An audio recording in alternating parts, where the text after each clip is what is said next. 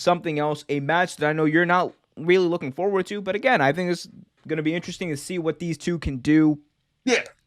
After weeks of feuding with the Factory, Cody Rhodes is going to be able to get his hands on members of the Factory, starting with Anthony Ogogo.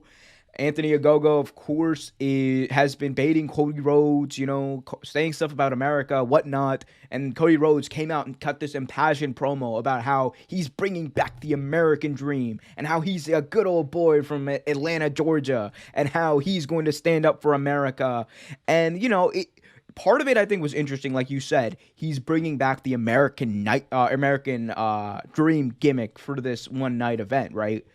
But it's also like, well, what gets to me is it was weird to hear him say some of the stuff because it was very, patriotic. It was very cliched, and it kind of played on the old, like, patriotic American versus foreign evil heel gimmick, which, Right. Right. yeah, it has its place, but it's also like, I don't know. I feel like it works less so when you try to force it in this setting, unless it's like a Rusev type thing. I think that kind of had its own reasons for working out. Rusev playing on that thing it worked better, but here it seems to not really work out. I don't personally feel like it's working out that well, but we'll have to see what happens. I still think it's going to be a great match. But what do you think about the dynamic they've kind of made here in this match?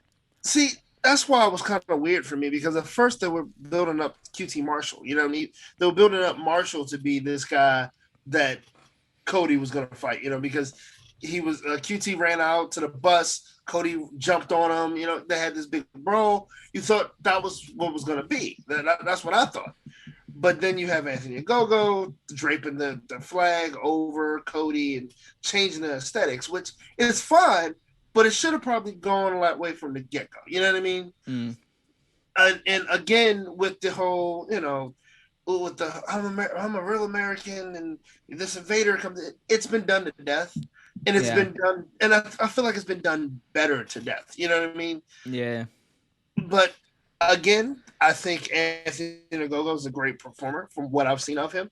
And I think Cody, we've always said Cody enjoys being a mid-card, I think. I mean, he doesn't have to have a belt around his waist, but he puts on great performances. Every match I've seen him in has been pretty much a classic. His match, even though it was a squash match, his match with Brody Lee was amazing. And it was just that, a squash match, but it was amazing. So he's done great products. But I'm wondering what this is gonna turn out to. It's an interesting setup, and both performers will entertain me. So we'll see what happens.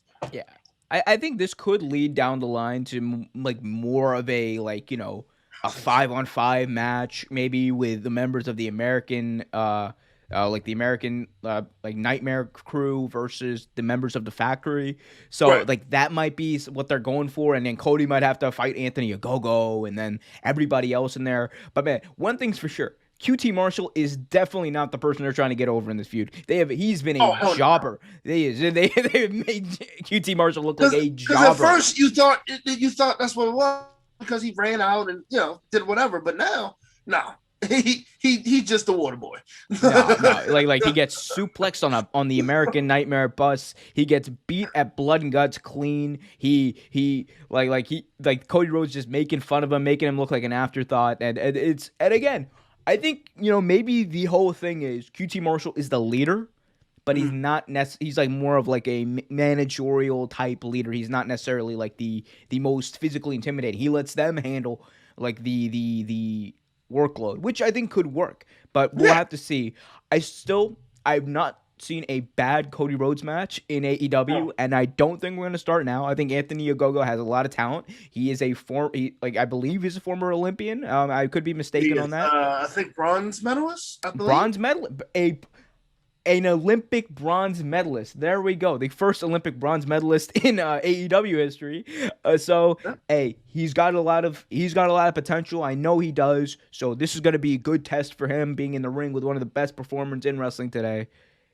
Can't wait to see it. That being said, I think you give Anthony Ogogo the win here. I think you. Me too. Me too. You made the Factory look like jokes basically over the past few weeks. I think you give Anthony Ogogo the win. It doesn't have to be clean. You can have I forgot the name of the big dude they got, but you have him come out, Oh, yeah. distract, beat up Cody, you do whatever, have members of the factory interfere, and put Ogogo over. And it's I gonna think mean that a makes more sense, honestly. Honestly, I think if you do it in a dirty fashion, it makes more sense than a clean victory. Because if you do it a clean victory, what leg does Cody have to stand on at this point? You know what I mean? Like, even though he's gonna make it a great match, of course, but still, making it a dirty victory makes more sense. Thanks for watching this video from Real Take Sports Talk. Remember to like, share, subscribe, hit that notification bell so you get notified whenever a new video is released. Also, remember to check out our live show every single Thursday at 8 p.m. right here on the YouTube channel. And remember, keep it real.